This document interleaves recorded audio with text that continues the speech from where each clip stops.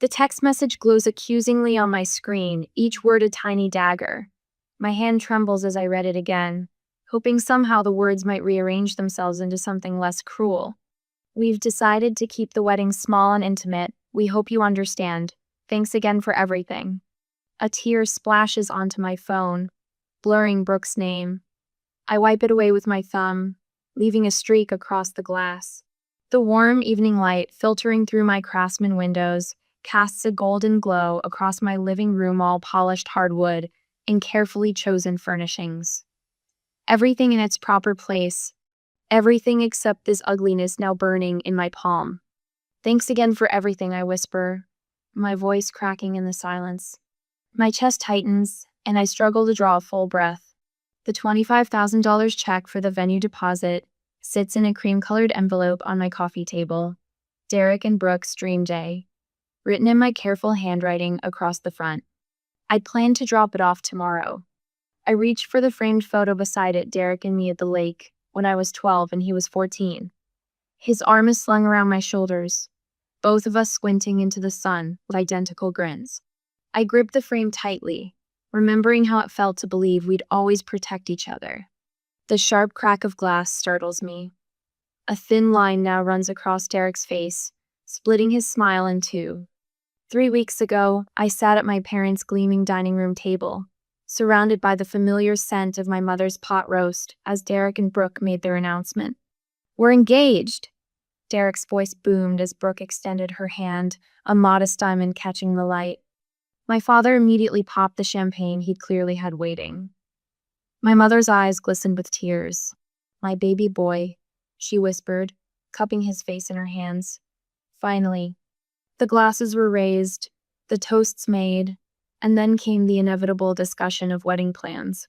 "We've been looking at Crystal Ridge," Derek said casually, as if mentioning a fast food restaurant rather than the most exclusive venue in 3 counties. "It's exactly what we've always wanted."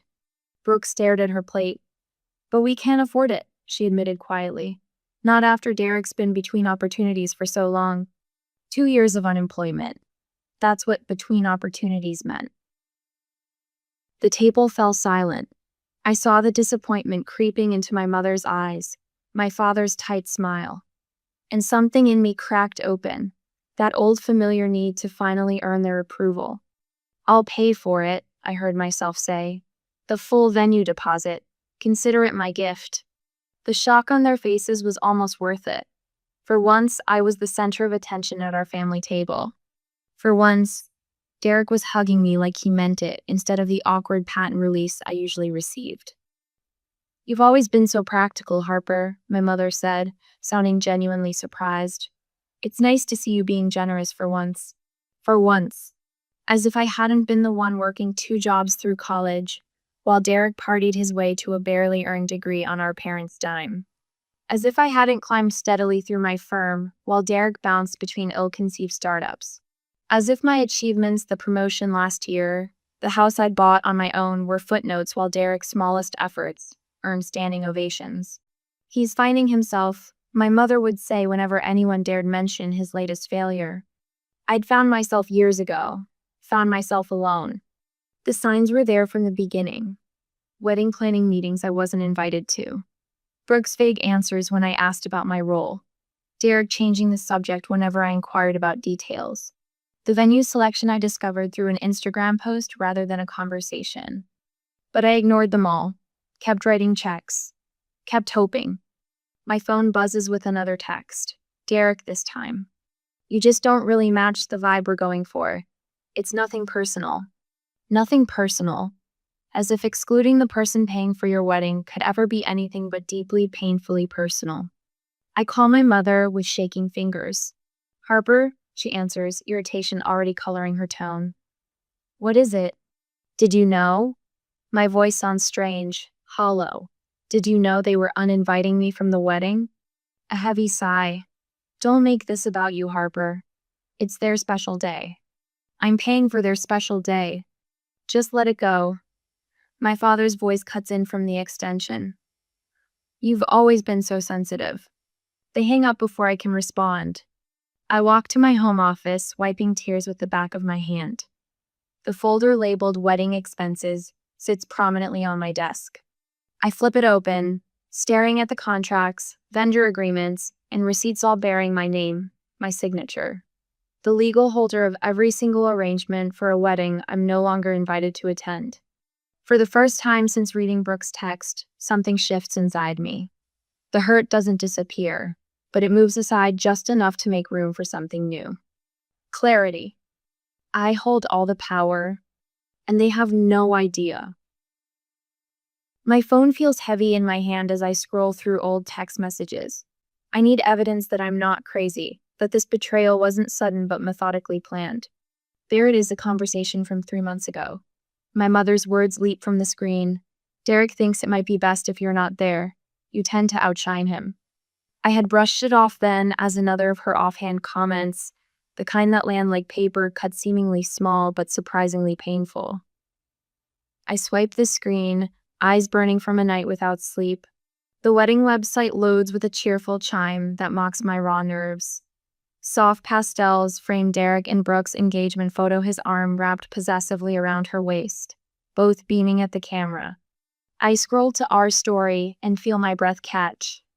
After years of saving and planning our dream wedding, the words blur as my vision swims. Derek and Brooke are proud to have created this special day through their own hard work and dedication. Not a single mention of my $25,000 venue deposit.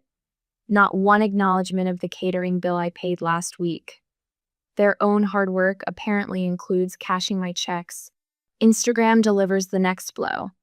A series of photos appear under the hashtag Brooke's Bachelorette. There's my mother raising a champagne flute at an upscale restaurant.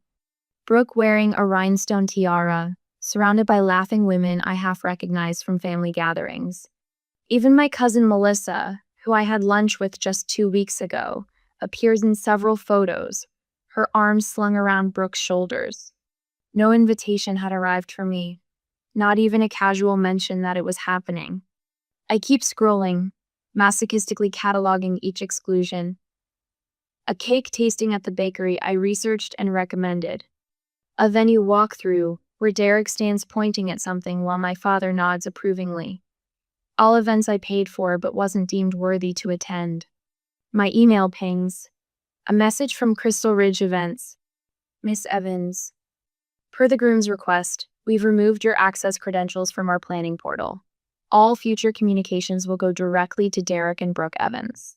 Thank you for your understanding. Alan Martinez. Event manager. The groom's request. I say the words aloud, testing their weight. A notification appears. Brooke has accidentally shared her private wedding Pinterest board with me. I open it immediately. There, beneath a photo of bridesmaids in sage green dresses, Brooke's comment stabs deep. Thank God Harper won't be there in one of her power suits, making us look bad. Already talked to Derek about making sure she's uninvited. My phone buzzes with Derek's text. Mom and Dad agree it's better this way. My mother follows immediately. Just send the final payment and we'll handle everything. I call my father 3 times. First voicemail. Second voicemail. Third declined. The doorbell rings. Emma stands on my porch, wine bottles in each hand, concern etched across her features. You sounded terrible on the phone, she says, brushing past me. I brought reinforcements. As I show her the texts, the website, the emails, her face hardens. They've been using you your whole life, she says, anger tightening her voice. But this is a new low, even for them. My phone rings. Jackson from Legal at Work. I've reviewed those contracts you sent, he says without preamble. You're legally entitled to cancel everything. Everything? My voice sounds small. Every single vendor. You're the contract holder. Not Derek, not Brooke, not your parents. You. Emma's eyes meet mine. The wedding is in 10 days, she says quietly. 200 guests, I add. If I do this, I'll be the villain in the family story forever. And if you don't, Emma challenges, they'll know they can take whatever they want from me. The realization settles like stone in my stomach. My dignity has a price tag, and apparently it's exactly $25,000. My hand doesn't shake as I dial Crystal Ridge Events. Alan Martinez speaking. This is Harper Evans. I'm calling about my brother's wedding. A pause. Yes, Miss Evans. How can I help? I explain the situation, simply and without embellishment. When I finish, the silence stretches. I'm sorry that happened to you, Alan finally says, his voice softening. Family can be complicated. I haven't spoken to my brother in 5 years. What happened? I ask before I can stop myself. Similar situation. I worked myself to the bone helping him start his business. When it succeeded, suddenly I wasn't professional enough to be included. Alan clears his throat. Some people only value what you provide, not who you are. His words hit with a clarity of truth. What are my options if I need to cancel? I ask. The contract states a 30% penalty if canceled by the contract holder, he explains. Which would be you? I hadn't noticed this clause perhaps because I never imagined needing it. I like to keep our conversation confidential for now, I say, feeling a curious lightness spread through my chest. Of course. The understanding in his voice is unmistakable. Family politics. I get it. After we hang up, I open my laptop and create a new document titled Wedding Contracts. Methodically, I list every service I've paid for, every contract in my name, every receipt. The spreadsheet grows, row after row of financial commitments I've made to celebrate a relationship while my own was being discarded. For the first time since reading Brooke's text yesterday, I feel something other than hurt, the smallest taste of control, of agency. It's not satisfaction, not quite. But as I save the document, I recognize it might be the first step toward something better. My phone buzzes for the 4th time today. Mother's name flashes across the screen, her message appearing above the others. We need the final venue payment by tomorrow. No pleasantries, no acknowledgement of the elephant trampling through my life. Just another demand, as if I'm nothing more than an ATM with legs. Before I can set the phone down, it vibrates again. Derek this time. Brooke's parents are asking about the catering deposit. And then, moments later, from Brooke herself, can you send me the florist's number? Need to make a small change. I stare at the cascade of demands, each one more audacious than the last. Not one of them mentions my invitation. Not one acknowledges the knife they've plunged between my shoulder blades. Dr. Winters adjusts her glasses and studies me from across her office. The afternoon light catches the silver in her hair as she leans forward. Harper, this pattern has existed your entire life, she says, her voice gentle but firm. You've been describing it in our sessions for years. I nod, fingers tracing the leather arm of the chair. What would happen, she asks, setting her notepad aside, if you stopped enabling their behavior? The question hangs in the air between us, simple yet seismic. They'd have to face consequences, I whisper, the words feeling foreign on my tongue. For once. Something shifts inside me, a physical straightening of my spine, shoulders pulling back as if shedding an invisible weight.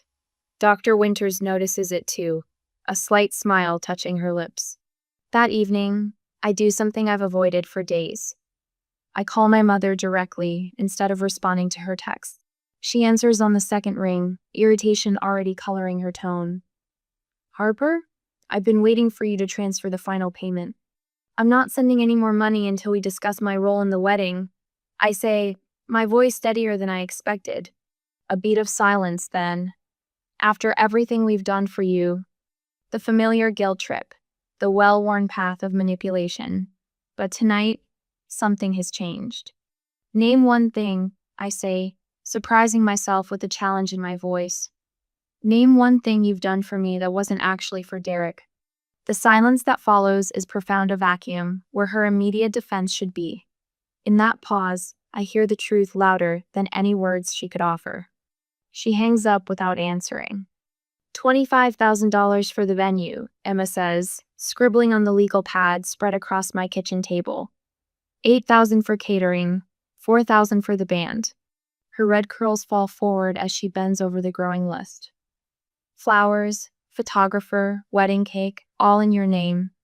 Across from us, Jackson adjusts his glasses, reviewing the contracts I've laid out. You have every right to cancel these contracts, he says, tapping a clause in the venue agreement. There's a penalty, of course, but significantly less than the full amount. My boss offered me a personal day tomorrow. I tell them, pouring more wine into Emma's glass. She said to take care of myself first. Smart woman, Emma nods. Maria called, by the way. She wanted you to know her brother did the same thing to her last year. You're not alone in this. The realization washes over this circle of support I've built without even noticing. People who value me for who I am, not what I can provide. The next morning, I sit at my desk, phone in hand, a strange calm settling over me. The sunlight streams through my office window, illuminating the folder of contracts before me. I dial the first number. Crystal Ridge Events, this is Alan speaking. Hello, Alan, this is Harper Evans, I say, my voice clear and professional. I'm exercising my right to cancel as contract holder for the Evans-Mitchell wedding. A pause, then understanding. Of course, Miss Evans, I'll need to prepare the paperwork. There will be a cancellation fee of 30%. I understand. Please confirm the cancellation in writing. One by one, I move down the list. Greenfield Catering? I need to cancel services for the Evans-Mitchell wedding. Yes, I'll hold for your manager. Summit Photography? I'm calling regarding contract E-349. I need to cancel immediately. Garden District Florist? This is Harper Evans. I need to cancel the order for May 8th. With each call, a weight lifts. Each cancellation confirmation arrives in my inbox, methodically forwarded to a folder labeled documentation. By noon, it's done. The wedding that was never meant to include me now no longer exists. That evening, alone in my bedroom, something unexpected happens. A laugh bubbles up from deep inside me, genuine, almost foreign after days of tears and tension. It starts small, then grows until I'm holding my sides, the absurdity of it all finally hitting me. I grab my phone, scroll to a playlist I haven't touched in months, and hit play. Lizzo's Truth Hurts fills the room, and I find myself moving to the beat, dancing across the hardwood floors and sock feet. I just took a DNA test. Turns out I'm 100% that bitch. I sing along, voice cracking but spirits soaring. The collapse comes mid-twirl, me knees giving way, body folding onto the edge of my bed as tears flow freely. But these aren't tears of grief. They're relief, washing away years of accommodation and apology. When I wake the next morning, something has changed. The clarity and calm I feel aren't transient guests but permanent residents. For the first time in years, perhaps, ever, I'm breathing without the weight of family expectation crushing my chest. I've created a folder with all receipts and communications. I tell Jackson over coffee at my kitchen table. We're preparing for the inevitable fallout. Emma nods approvingly from the counter where she's setting up my laptop. Your email auto-response for family members is ready. Short, professional, and utterly final. I press record on my phone. This is Harper Evans, May 1st, 2025. Summary of events regarding the Evans-Mitchell wedding.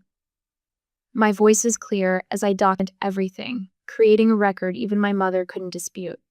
Later that afternoon, I meet Alan at the venue. His sympathetic expression tells me he understands more than he said. I wanted to explain the situation fully, I tell him, handing over the final paperwork.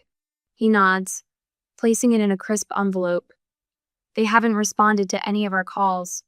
They're hoping I'll change my mind. I say, the realization no longer painful.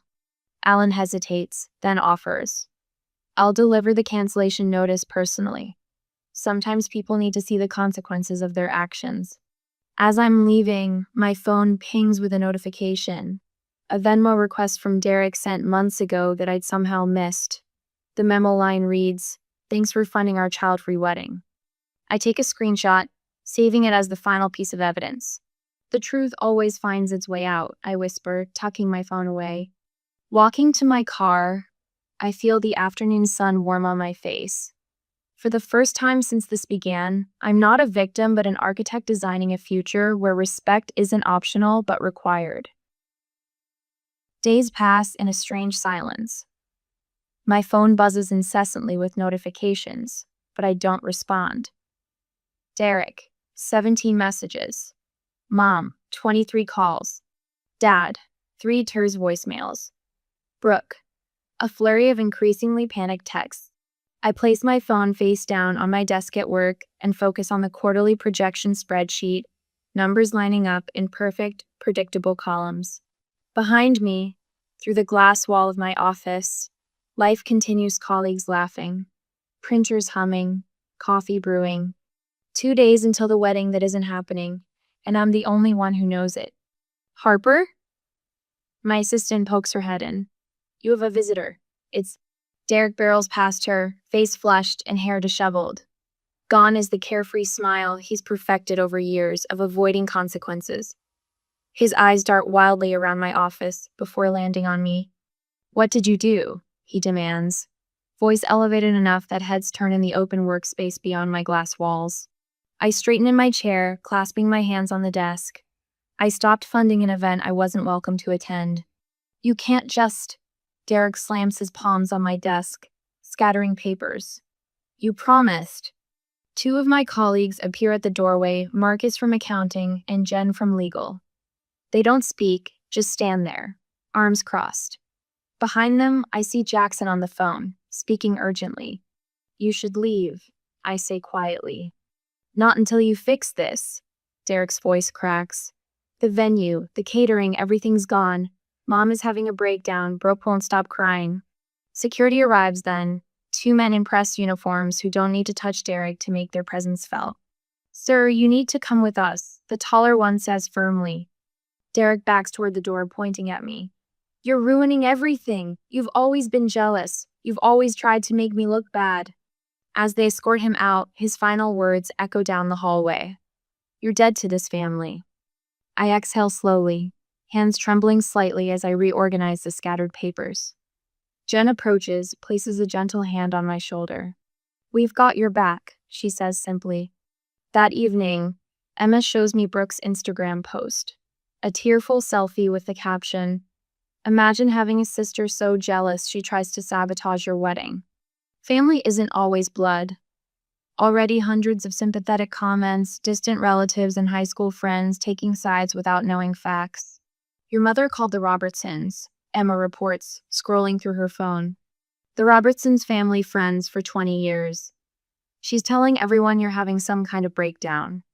My phone chimes with texts from Aunt Judith, Uncle Martin, even my second cousin Terrell variations on what's going on and are you okay?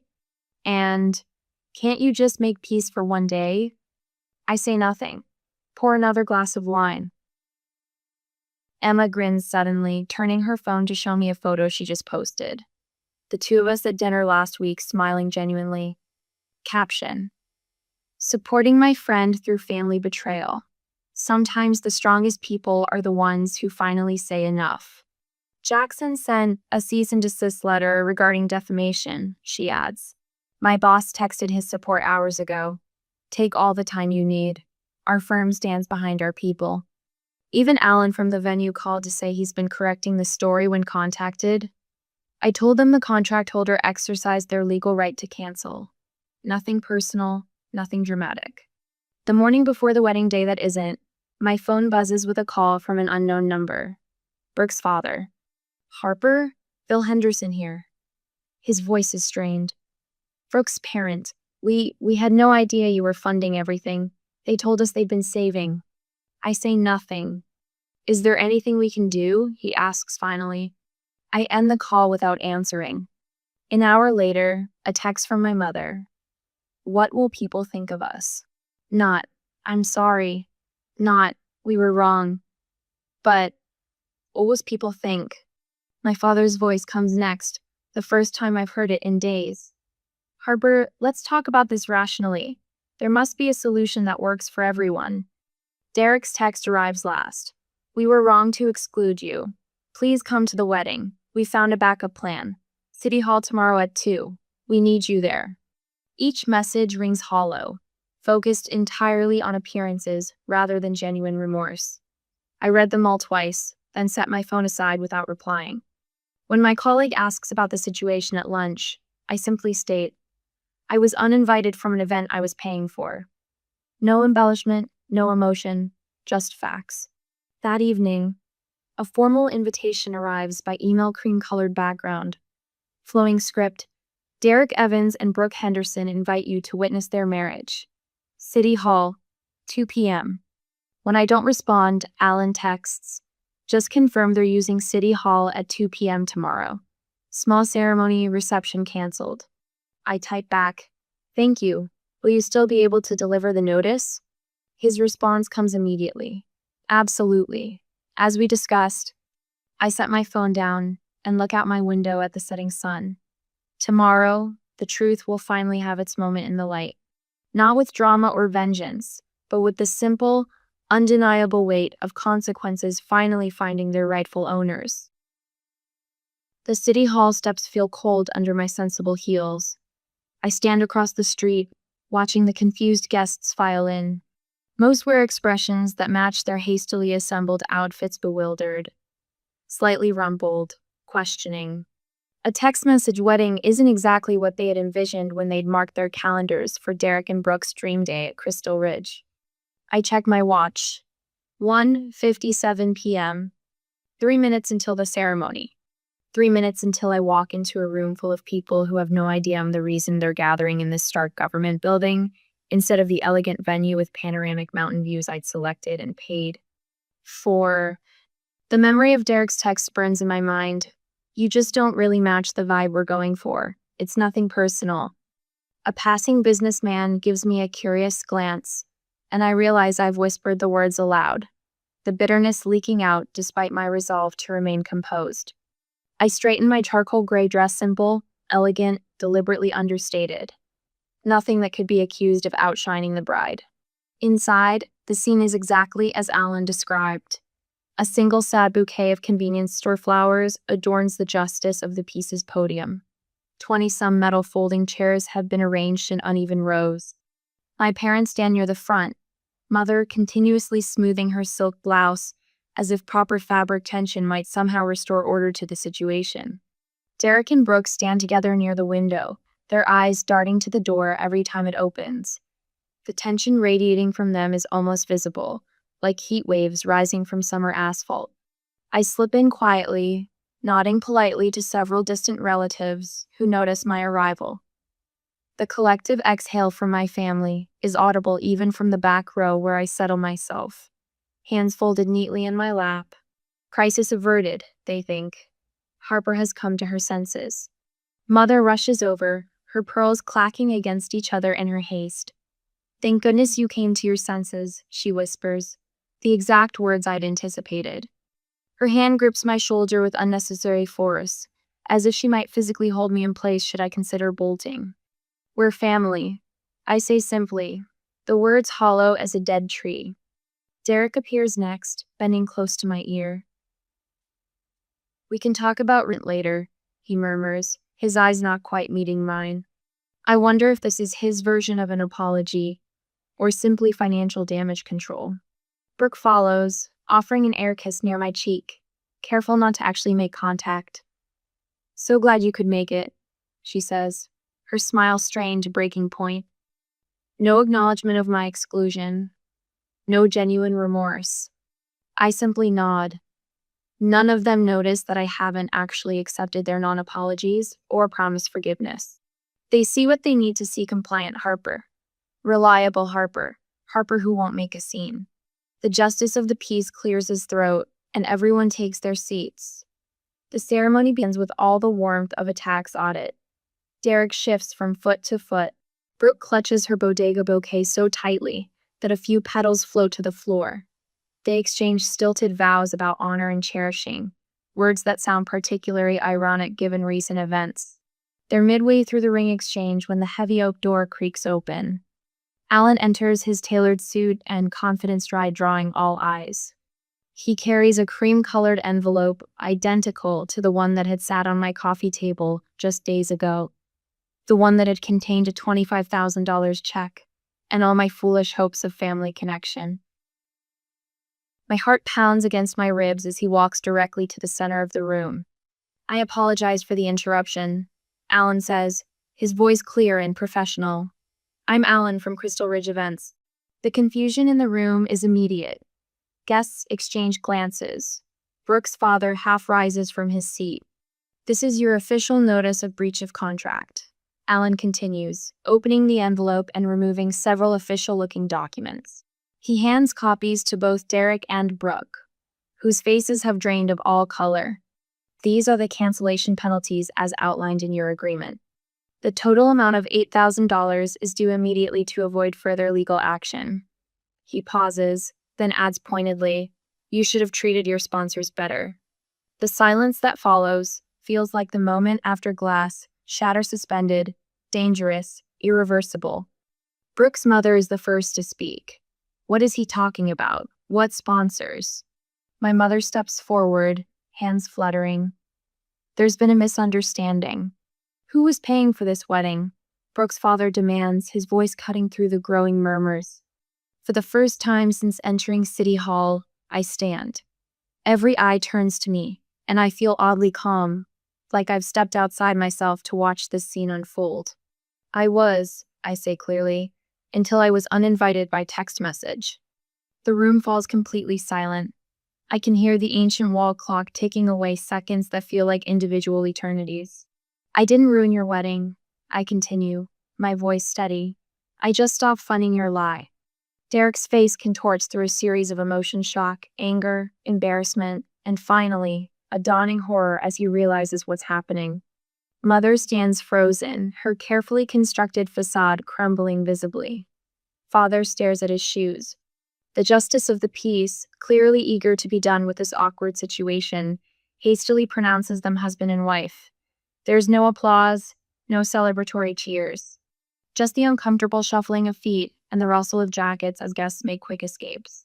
Several cousins and an uncle approach me, their expressions a mix of newfound respect and lingering confusion. Aunt Meredith whispers, "We should talk soon," with unexpected warmth. I decline multiple invitations to explain everything and clear the air. There's nothing more to explain. The truth has finally done what I never could spoken for itself. As I walk out into the afternoon sunlight, I feel the weight of decades lifting from my shoulders. Some people create scenes to be heard. I simply allowed the consequences of their own actions to speak at full volume. Wind chimes dance in the gentle May breeze, their melodic tones weaving through my backyard garden. 6 months have passed since that day at City Hall. 6 months of rebuilding, of growth, of careful tending to what matters. "You outdid yourself with these hydrangeas," Emma says, raising her wine glass toward the blue-purple blooms clustered along my garden path. "They're thriving." I settle into the Adirondack chair beside her, watching Jackson and Maria arrange platters of food on the patio table. These 3 people who stood beside me when it mattered most now gather weekly in this space we've created together. Chosen family.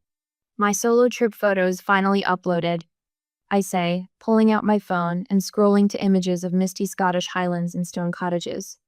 2 weeks of nothing but hiking, reading, and deciding what I wanted each day. Emma swipes through them, pausing at one of me standing atop a windswept cliff, arms outstretched, face tilted toward the sun. "You look free," she observes. "My counselor says I'm making good progress."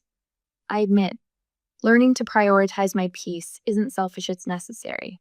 Jackson joins us, setting down a tray of lemonade glasses tinkling with ice. Speaking of progress, I finally told my brother I won't be financing his 3rd startup attempt.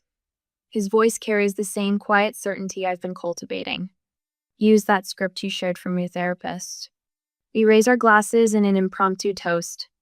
"To choosing your own family," Maria says, her smile genuine as sunshine, and to Harper, who showed us all how it's done.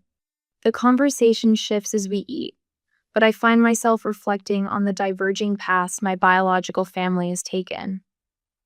Derek and Brooke's marriage is struggling, no surprise given its foundation. My mother has called 3 times, each message carefully avoiding any acknowledgement of her role in what happened. "Just checking in to see if you're over it yet," as if betrayal were a head cold to recover from. What did surprise me was the letter from my father that arrived in yesterday's mail. 12 handwritten pages of genuine reflection and, most shocking, an apology without qualifiers. I've read it twice but haven't decided yet whether to respond. Some bridges might be worth rebuilding. Others might need to remain crossed. My phone buzzes with a text from my cousin Elaine. Planning my wedding for next spring. Could we talk? Would value your advice on avoiding family drama. I consider this for a moment before typing, I'd be happy to talk about healthy boundaries. Coffee next week? 6 months ago, I would have been asked for a check. Today, I'm being sought for wisdom. The difference feels significant.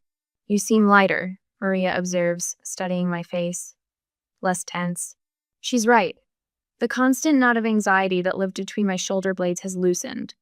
My boss noted it too when he announced my promotion last month. Your confidence has transformed your work. Instead of financing someone else's dreams, I've established a small fund for the local women's shelter. The director's eyes widened when I explained it was specifically for women rebuilding lives after family betrayal. Many don't leave because they can't imagine surviving alone, she told me. Your story helps them see possibility. As twilight approaches, I grab my watering can and move toward the newly planted section of garden. Where dead wood and tangled vines once dominated, fresh green shoots now reach skyward. I work methodically, nourishing what's healthy, what deserves to grow. Sometimes, I say to no one in particular as the setting sun gilds everything in warm light, the healthiest thing you can do is stop nourishing relationships that poison you. Through my open windows, laughter spills from my kitchen where my friends, my real family, are preparing dessert. I turn toward that warmth, a peaceful smile settling on my face as naturally as breathing. The garden will be here tomorrow. Tonight is for celebrating how far we've all grown.